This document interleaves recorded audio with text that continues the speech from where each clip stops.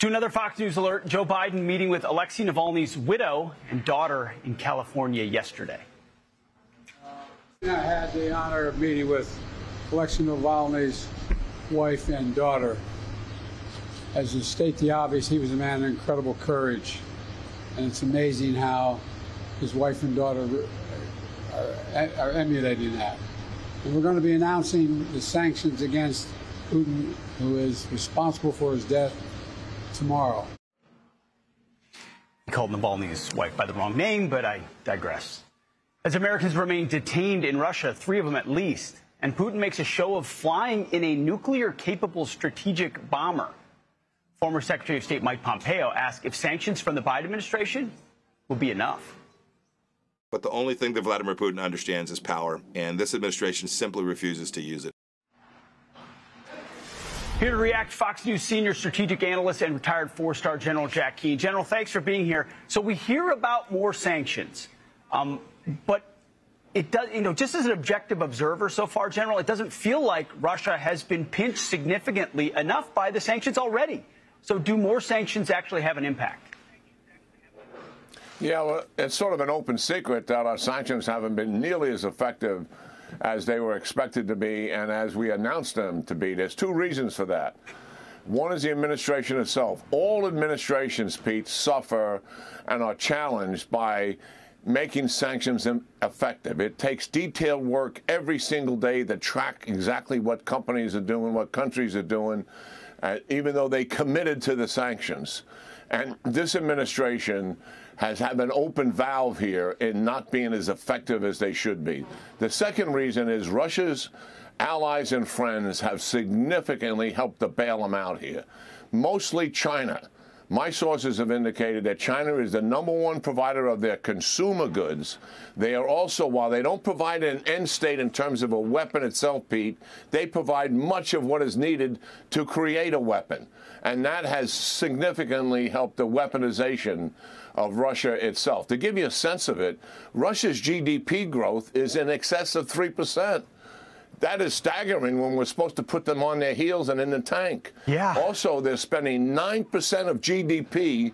9% of their GDP is on defense. They're on a war footing. That's almost twice as much as what the United States is spending. We've got a lot of work here. Listen, I applaud the sanctions. We got to do something.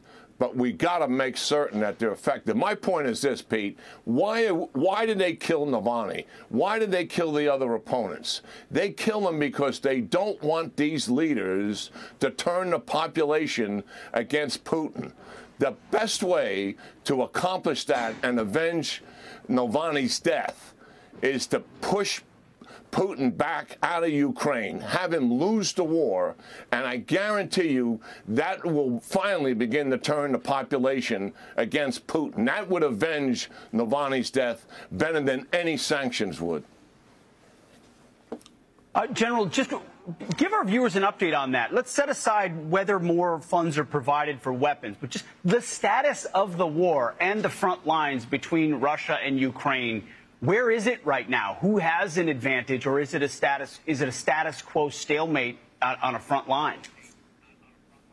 Yeah, Russia is conducting offensive operations in 4 places in the south. And they've had some success in about 2 of them. But here's what's happened. In conducting those operations, they've actually culminated. They can't go any further. The casualties they've taken are staggering.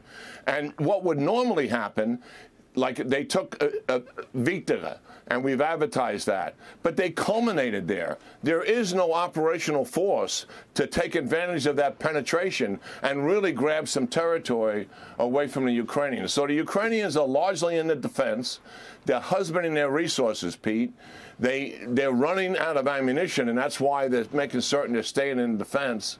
And listen, what we're going to see first is lack of air defense systems will mean bombing campaigns on Ukrainian cities, and the casualties will rise, and bombing campaigns, as we've already seen in these 4 offensive operations, because of the lack of air defense systems.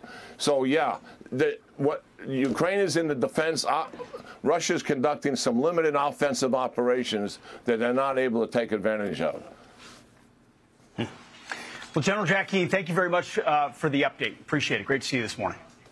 I'm Steve Doocy. I'm Brian Kilmeade. And I'm Ainsley Earhart. And click here to subscribe to the Fox News YouTube page to catch our hottest interviews and most compelling analysis.